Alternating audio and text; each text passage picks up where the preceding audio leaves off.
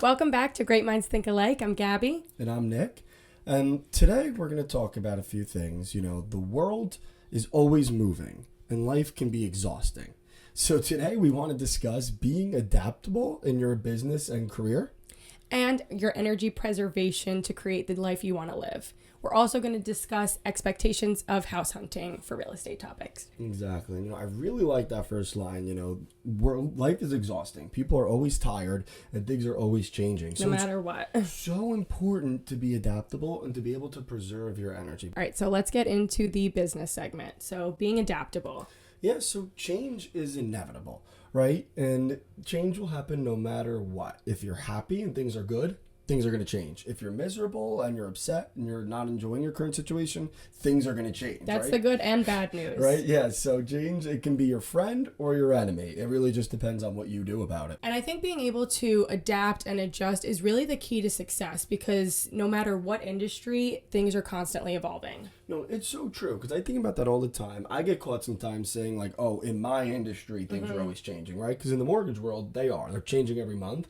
But I say that like other industries aren't changing. And recently I've noticed no matter what you do, whether you work in an office, whether you're a construction worker, you know, white collar, blue collar, always new things, always new rules, compliances, guidelines, new machines, new tools. No matter what you're doing, change is going to happen with you or without you. Like I said about it being your friend, it can either help you or it can hurt you. Yeah, and I just, at a certain point, like things are trending, you know, look at other companies. If you're a business owner, what's working, what's not working? How can I tap into these trends to keep myself relevant what's here? coming next? Yeah. You know, how do I not get left behind? Look at data to strategically plan this out. Yeah, and even if you're working for, let's say, corporate, you know, a big company, just because you're not the ones making the decisions on the next things, you contributing to the next future ideas is so valuable. Yeah. You know, especially if you're a sub-viewer of a younger age, a lot of corporations, they hire people of different ages for different things. Some people they hire that are older for wisdom, younger to keep the company up to date. You know, if you feel you see the next thing coming, I just take anything from this episode, speak up. You know, if you see change and you want to be part of it, you know, get on the head of it. Some people may not listen, unfortunately, because they're stuck in their ways, but that just goes back to what we were saying. It is constantly changing, so they will be left behind, not you. And with that, make sure you're looking at data strategically too when things are going good too. So how can we predict, or how can we even make this better? What are we doing that works? How can we amplify that? Exactly. Because change, if you do that and look ahead, when change comes, it can boost your business rather than crumble it. Speaking of that, change can be a negative thing. You know, it's not always positive. As much as we're saying make it a positive, sometimes it just sucks. There's something bad that happens. Real important rule with that, wait 24 hours before making a decision upon hearing news. So don't act on emotion. There's a lot of things changing. You might hear news. You might be asked to go into the office full time on site, and don't just quit your job like out of emotion. Sleep on it. Take some time to think about it. Come up with a strategic plan on how you can change your new lifestyle. Yeah, and a big part of being able to do that, to not overreact and to take the information to make a decision, is knowing that the change is going to come. Yeah. I love that example of the hybrid because it's like all the rage today. Everyone's doing this. A lot of companies are changing, you know, that hybrid schedule to on-site, which is frustrating because you know you can do your job that way. So just know your worth and, you know, how can you adjust this to your schedule? Does this work? Is it worth it? Yeah, and use this as foresight too. Like if you're completely hybrid, you go in one day a week and life is great, just know that could change at any given moment. Yeah. Right? So always have a contingency plan. Okay, how far is my commute? You know, what will I do if I have to go back in? Because anything can happen. Another thing is not staying stagnant with this. You want to make sure you're constantly growing. And I know personally, I don't want to be in the same position that I am year to year. So I like to make sure I'm, you know, what projects am I leaning into? What, you know, hobbies do I want to try out this year? I do not want to be in the same position as I was last year. Nope. And that just shows the growth. No, I love that too. You know, you want to grow, you don't want to be stagnant. So I wanted to bring up an example of a famous company that we all know, Apple, and how they react and don't react to change, in my opinion. So obviously the iPhone was groundbreaking technology. At peak, it was like 9 out of 10 people had an iPhone. Like that was all there was. So back, what is it, 2008, 29, 2010, when they first came out with that iPhone that blew up, I think it was like the 3 or the 4, that was thinking ahead. They took cell phones with buttons and a flip and they said, no buttons, maybe just the home screen, full touch screen. It was wildly innovative, and when change came, they took over the market, right? So that was one reason when they started, they looked at what change could be, and they caused the change, and it was their friend. Now, this is more of a prediction than anything, but here we are, 2024, however many years later, that is 15, it's the same damn phone. Did you just get the new phone? So you have the iPhone 14 and I have the iPhone 15, and I feel like your camera takes way better pictures. There's really no difference, and they're trying to like change the camera every time, and it looks the fucking same since the iPhone 12. So I don't know who they're trying to fool here. They're putting out the same phone every year. Let's say it for what it is. There's a gigabyte upgrade or software. They're putting out the same shit every year. So I think that when change is coming soon, right? We've all had these iPhones. If they don't become innovative and think of the next thing, I really do believe that Apple's going to fall behind in their cell phone. Like Google's making another kind of phone. Someone's going to make the next big thing, and Apple's been so stagnant. Apple's saying to the competition, here's your chance. If you are a cell phone provider right now with Apple not making innovations, they are begging you to beat them, right? They got comfortable, so don't get comfortable and don't stay stagnant. Exactly. All right, and then I just want to slip balance into this too. With all of this change, give yourself grace, because it can be frustrating news. It can be, you know, if it's bad news that you're hearing, it's hard, and let yourself feel those emotions, but just don't dwell on it. Come up with a plan and how you can change your situation. You know, that's so important, Gab, because I feel like this whole segment we're saying, like, don't let it bother you, figure it out, but we're humans. Like, it's okay if sucky things happen to feel the pain. Go through the emotions, grieve, do what you need to do, but the point is not to dwell on it. Yeah. And a sudden change is frustrating. Feel those feelings, but just don't stay angry. Just change your situation. Don't until you think things through. Yes, exactly. Don't dwell on these scenarios. Use this to your advantage. Use this hardship to change your situation. You know, it's weird. People who are positive and think ahead, somehow things always end up working out for them. And people that are negative and don't do anything just seem to always have more complaints. So you get to pick which side you're on. Yeah. I think that about wraps it up for that. Moving on to our energy preservation lifestyle segment. You don't need to. You get to choose where your energy is going to help you get maximum happiness. Yeah. And life is just all about what you spend your energy doing, what you spend your time on, and time is energy. And with that, life is too short to spend time and energy on things and people that do not make you happy, and empty your cup at that. Well, exactly. And since we talked about phones earlier, I'll go back to the phone example. Just like your cell phone has a certain battery percentage from 100 to 0, and you have to use it, we do too. You know, and some of you may need to hear that. We have a 0% on our battery. Some people always want to do too much. They think that they have this unlimited energy. Yes, it's important to use your whole battery, right? But you can't overdo it. Yeah. You know, you only have a certain amount of percentage to give, so you need to pick where you're giving it accordingly. And something I just wanted to bring up too, because I noticed myself to be really unhappy and very energy drained when I was doing this, people pleasing. I don't care who you are, that is so draining. It's going to be on you to identify what drains you, but I just know people pleasing is the most energy draining thing you can do.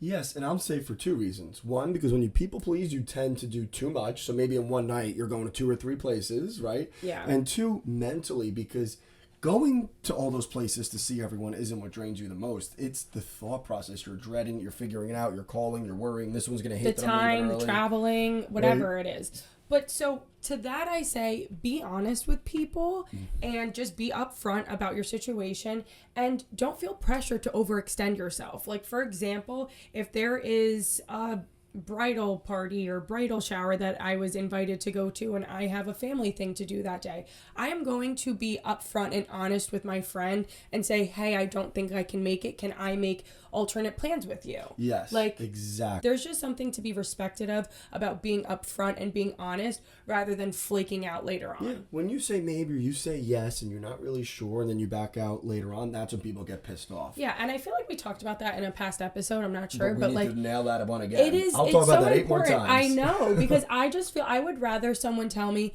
if we were supposed to have plans that day, hey, honestly, I'm feeling completely energy drained. Like I was running all these errands. I don't feel up to it. I'm so sorry to do this, but can we reschedule, rain check? Yeah. I would just have way more appreciation than a bullshit excuse. Yeah, no, the honesty is what will help you preserve your energy without offending people. If you say it straight up, people can't argue with how you feel. And if you're honest and you tell them, like, okay, I see you guys are all going out to New York City and getting tables at their birthday, but, you know, I am working on saving for something, or, you know, I had a busy week. Yeah. But you know what? You're important to me. I want to hang out with you for a birthday. Can we go out to lunch, or can I take you out to dinner the next night or something? You know, making those alternative plans, but turning down the plans that are bad for your energy are so key. So let's go when you made an example, a friend bridal party, and let's say family graduation. So both are so important, and that is to be understood. But people deserve your full attention and energy. So you say, on that day, my entire family's coming from all over the United States to come to this, you know, different states or whatever. I need to give them my energy, but you deserve it too. So let's make a night where I take you out to dinner and we go somewhere. You know, find compromise, but do it in a way where you're not overextending yourself. Especially if these people are important to you. Exactly. So, I mean, with that, socializing too much is a big energy drainer. Make sure you're preserving it and, you know, giving it out when you can and when you feel up to it. Yeah, so one thing also that I've noticed really more recently, since we moved in together, it's when you have days off, whether that's off of school, of work, whatever you do. You know, back when I used to drain energy too much, I would always say, oh, I'm off tomorrow, I have to go out, or I have to go see my friends, I have to go to this bar, I have to do something, or I'm off work, I have to plan something. Sometimes you need to utilize time off to relax. Sometimes staying in that night or sleeping in a little bit later is so way more freaking important. Yeah. Yeah, so I just wanted to put that out there too, that sometimes when we have open days, I purposely say, no, that day is my mental health day. And I was so afraid of people calling me lame when I did this, and fuck lame. Who cares about lame? Because truly, your energy preservation is the most important thing. Relax, recover. It is so important for how you're going to show up for yourself the next day and moving forward into the week. Exactly. And we're not saying never do those things. Yeah. Make sure that you're staying home to preserve your energy for the big event that you want to go to, or for something with work. You know, you just can't drain it all and expect to run on fumes and expect to perform. You can run on fumes. We've all done it, but you don't perform that way. And we were just so used to overextending ourselves that it felt natural. But at this point, it feels like I've really taken a look and I've noticed that was draining my energy. So I took a step back, reevaluated, and I was like, I don't want to do this anymore. Yeah, exactly. So with that, we talked about energy draining, and I want to talk about ways that we can preserve our energy. So the first one would be meeting your own needs and doing that first. Making sure, and that sounds selfish at times, but putting your own needs first is so important, and that's the opposite of people pleasing. Yeah, no, it's true. Figure out what you want and make sure that that's being taken care of. And then, not to sound selfish, the next is taking care of everyone else. Not in a selfish way. Make sure everyone's getting their time from you they need, but make sure that you are treating yourself first. Yeah. The next would be setting intentions, and you can do that daily, and something as simple as like putting a to-do list together for the day. So honestly, it just avoids procrastination. Yeah, and procrastination. It also avoids anxiety. Like everything. When you have 1,000 things to do and you're unorganized about it, you waste more energy worrying and thinking. But if you have tons of things to do and it's all mapped out and organized, you're saving so much energy on the mental side. So true. And then I would also say listening to your intuition. I have gotten way better at this, and is that gut feeling. I sound crazy when I talk about this, but that little voice inside your head is onto something. So just listen, and I think that you'll find yourself to be a lot happier. And then also, I think that like letting go of any limiting beliefs is also going to be really great for energy preservation, because you're wasting time thinking about fake scenarios that haven't happened. And honestly, by you thinking about them, there's more of a possibility for them to happen because you're just dwelling and you're focusing on that. Literally. Whatever you focus on, that's pretty much the outcome that is probably going to happen. You could deplete half of your mental energy by worrying about scenarios that may not even happen. Like worrying, like I literally say, we'll deal with that bridge when we get there, not because I'm avoiding problems, but because I can't deplete half my mental energy stressing and freaking out about something that may not even occur. Yeah. That is the number one rule. And that's different besides like preparing for something, preparing for a bad scenario or having a plan B, than just like freaking out and getting all frantic and hectic energy over something that hasn't happened yet, over a worry of yours. That's not how you should be spending your time. Yeah. And the last one I would say is showing up authentically. Life's too short to be fake. Listen, there is nothing more draining and more tiring than trying to be someone you're not. Yeah. If you are not showing up authentically and you're being fake and you're trying to put on this facade, just throw in the white flag, because you are going to be completely drained, unhappy, miserable. Nothing will drain you more than not being yourself. Yeah. You know, and if you're showing up authentically and you're yourself and the people around you don't like it, you're in the wrong room. There is 7 billion people in this world, every different kind of business, every different kind of career, every different kind of friend group. You be yourself, you will end up finding people that make you the happiest. So Agreed. true. And then there's energy replenishers. Yeah, we talked all about these things that drain it. Let's give some tips on how to that's replenish some how you energy. can preserve it, what you can do, you know, like energy draining, people pleasing, energy preservation, all those things that we listed. We can honestly make episodes out of half of those topics that we just talked. But, you know, with that, I think let's talk about, how can we gain energy? Yeah. Fresh air and nature is a huge one. My favorite. Hydration, movement, good sleep, hobbies, sunlight, music, hanging out with a good mutual support system, family and friends. Going on an adventure. Yes. Yeah, I like to highlight the hobbies thing too, because this is the thing about recharging. You can have a hobby that may be physically enduring. Like, for example, I like to go mountain biking and I play golf. Mountain biking, like ripping through the woods. Even golf, I'm walking around in nature, but I just feel refreshed. I'm doing something you love. Like, doing something you like, even if you're exerting energy, can still be raising your mental energy. Yeah. It's so important. And then there's another one that I want to bring up too, which is loving yourself and giving yourself that reassurance, because you don't need it from other people. Sit there and look in the mirror, call yourself beautiful, tell yourself you're confident, even if you're not. Who gives a shit? Just fake it until you make it. Give yourself that, like, love, and then thus creating energy for yourself. And really the key is to just make sure every day you're focusing on doing a few things that's going to replenish your energy. Do something you like. And we don't mean scrolling on your phone, right? And not playing video games, maybe if that's your thing, for a little bit, but not playing that all day. We're not disassociating. We're doing things to replenish. Big difference. Intention. Yeah. And you can fit those other things in. There's a time and a place, but at a certain point, you know, throughout your day, you want to incorporate more energy. Yeah. So, at least most of us. I like that. I think that about sums it up for our lifestyle segment. So let's pop into the real estate portion. Let's go. So expectations of house hunting. Yep. And the purpose of these expectations are so that you have the best experience as a buyer or seller. You know, because right now in real estate, your experience, it can either be really stressful or really organized. It's up to you as the buyer or the seller how you want it to be. If you want it to be stressful, you guys have the ability to. Yep. So working, obviously, we've said it before, with a good real estate team is a good way to make it less stressful. And making sure you're communicating with that team. You want to tell your agent, hey, these are the must-haves in my next home. These are, you know, the locations that I'm interested in. These are my questions that I have for you. How can you help me with this? Yeah, the more specific you are with your real estate agent, the less time that's wasted, because they're only looking for things that are specific to you. And same with talking with your mortgage advisor. You say, I don't want to go over this much per month. I don't want to put this much down. You may have a house sent to you and send it over. Oh, well, the other house at $500K fit my budget. Yeah, well, this one, the taxes are $4,000 more for the year. So this one isn't in your budget. So the more you communicate, the better and smoother your process is going to be, because we, your team, are going to make sure you're not wasting your time and you're keeping your expectations set for what you actually want. Yeah, and likely any real estate agent is going to have you set up for an MLS search. With that, make sure you're communicating with your agent as soon as you can with a home, that if a home pops up, oh, I like this one, tell them right away. Yeah, and let them know when they're going to need your time. I just want to say this too with communication. So this is a 24/7 business, right? But as human beings, we all like to have some time off as well. So I'll just speak for myself with this, with the loan officer side. You know, banks are typically closed on the weekends, but any good loan officer who cares about his craft is going to help you out on the weekends when you need it, because there's offers going in.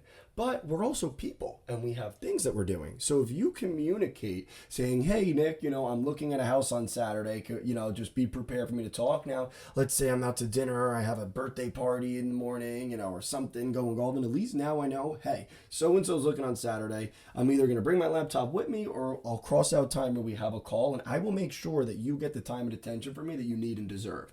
But if you don't communicate, and then you're calling, say, like 7 o'clock at night on Saturday, and I'm booked up that night, night and the next morning, and you may not get the same experience. So communicating with your team to make sure that they're available for you when you need. And I promise you, we will make ourselves available, and it helps so much when you give us a heads up. Yeah, and I love that you said that, because we are people too, and we're not a hotline. We'd love to help you out, and I'm sure most agents, most loan officers, they want to help you out, but we have lives. And if you just communicate, letting us know when we need to be available, we will be available for you, and plan our day around that, because that is the business that we're in. I am 100% willing to plan my day around a client needing me, but I need to know. Right? Exactly. And this is so that the client doesn't get disappointed, like they need something. Oh, my loan officer's not available, he's doing this. I don't want that to happen. So that's why it's so important. So that's all very true. But you mentioned something before, and I want to go back into that, and that's taking time to find your dream home. Can we dive a little bit deeper into that? Absolutely. That is what I want to talk about. What do you mean by that? So taking your time to find your dream home is so important, because I don't want you to settle. And, that's contradictory, because I don't get paid until the end of, this all closing. So me saying that just shows I genuinely want you to have your perfect home and your dream home. But, with not settling, I want you to also be a little bit open-minded and create that vision. Like, for example, if I had a client that was looking for a basketball court, that may be hard to find in Monmouth County, New Jersey. But if I find you guys a home with a huge, big backyard, then, maybe we can incorporate, how can we add a basketball court to that backyard? Being able to be open-minded and look at it from a visionary perspective is huge. And, that's going to also help you create your dream home too. Yeah, exactly. And part of taking your time with it is going through your finances, right? And not just getting pre-approved. And I'll say that again, going through your finances, not just getting pre-approved. What I mean by that is some people, they'll just, okay, now I'm looking at houses, call the bank, get pre-approved, go looking. They have no idea what they're getting themselves into. They have no idea what to expect, and they get stressed out. The people who have the best experience, they call me to figure out what they can buy and go over the numbers month or even months, multiple months before they're actually stepping into houses. So they have time to look, to understand their budget, to digest everything. That way, when you come in and show them houses, they're like, oh, we've had these numbers in our head for months. We know we want this. Right, because the overall process isn't going to be quick. And you give both of us those key numbers and key attributes you want in a new home. We can get you there a little bit quicker. Yep, exactly. And it's a lot less and stressful. Smoother. Yep. It's a lot less stressful when you've known the numbers and you've been preparing for this, rather than if you see a house on Thursday, and you call me on the weekend, get a quick pre-approval, see the numbers, almost puke, and then have buyer's remorse on the house, because that happens a lot too. People that do it last minute, they regret their decisions. So part of, taking your time to find it means doing the process the right way, knowing that this process can take months before you're even in the houses, but that's the right way to do it. Yeah. And with that too, sleep on a decision. Making sure you're not making hasty decisions. If you are a little bit iffy on the house, put your best foot forward. If you want to make an offer, you're a little bit iffy, but everything's going to happen for a reason. And if you don't get it, then you don't get it. And no, that you're brings not going to win every home. No, that brings me into our next little subtopic here. Yeah. You're not going to win every offer. You're just not.